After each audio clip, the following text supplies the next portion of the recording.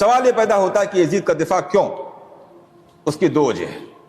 پہلی وجہ تو یہ ہے کہ اسلام ہمیں تمام معاملات میں عدل کی، انصاف کی تعلیم دیتا ہے۔ کسی بھی معاملے میں کسی ایک جانب جھک جانے سے منع کر رہا ہے۔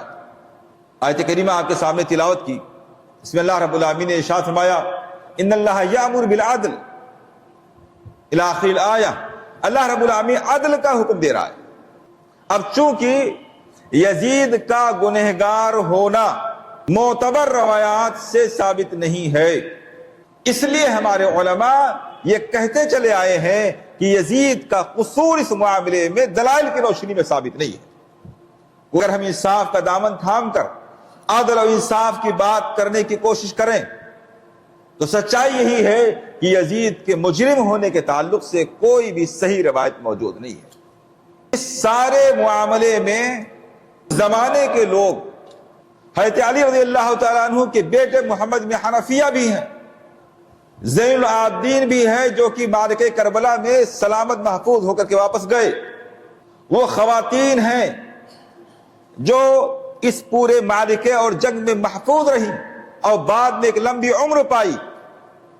آپ پوری تاریخی روایات اٹھا کر کے دیکھیں، کسی ایک صحابی نے، کسی ایک تابعی نے، حضرت علی کے کسی ایک بیٹے نے، حضرت حسین کے گھر والوں میں سے کسی ایک خاتون نے، کسی ایک بچے نے، بلکہ اس زمانے کے معتبر لوگوں میں سے کسی ایک شخص نے بھی یہ کہا ہو کہ یزید نے حضرت حسین کو قتل کیا، یا یہ کہا ہو کہ یزید کے حکم سے قتل کیا گیا، یا یہ کہا ہو کہ یزید حضرت حسین کی شہادت پر خوش تھا، یہ باتیں تینوں میں سے کوئی ایک بات بھی آپ، ایک لفظ نہیں پائے گی اس تعلق سے۔ آپ ایک جملہ بھی اس تعلق سے آپ لے کر کے آئے تو ہم ایک طرفہ بات کہنے کے تیار ہو سکتے ہیں، ایسا کہیں ایک لفظ نہیں پائیں گے آپ۔ بلکہ اس کے برعکس آپ دیکھیں، محمد بن حنفیہ حضرت علی رضی اللہ تعالیٰ عنہ کے بیٹے ہیں، جب ان سے یزید کے مجرم ہونے سے متعلق بات کہی گئی تو انہوں نے کہا، کہنے لگے ما رأیت منہ ما تذکرون، یزید کے اندر جو جو خرابیاں تم بیان کر رہے ہو ہم نے اس کے اندر کوئی خرابی نہیں دیکھی۔ وہ شرابی ہے، وہ فاسق ہے، وہ بے نمازی ہے، وہ شکار کا عادی ہے، اور جو کچھ جرم اس کے کھاتے میں ڈالتے جا رہے ہو، اس کے کھاتے میں جو بھی جرم ڈال رہے ہو اس میں سے کچھ بھی ہم نے نہیں دیکھا ہے۔ ما رأیت منہ ما تذکرون، جو تم بیان کر رہے ہو اس میں سے کچھ ہم نے دیکھا نہیں اس کے اندر۔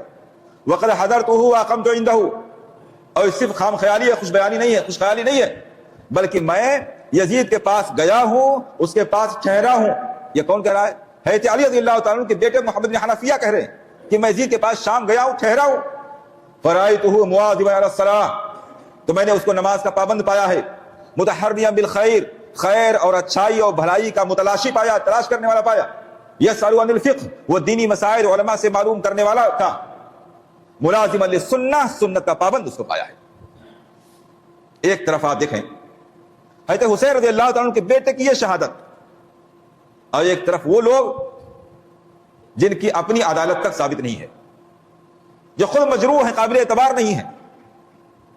یہ اس بات کی دلیل ہے کہ یزید کو جس طرح سے یک طرفہ مجرم ٹھہرایا جا رہا ہے، اس کے مجرم ہونے کا کوئی ثبوت اس زمانے کے لوگوں سے نہیں ملتا ہے۔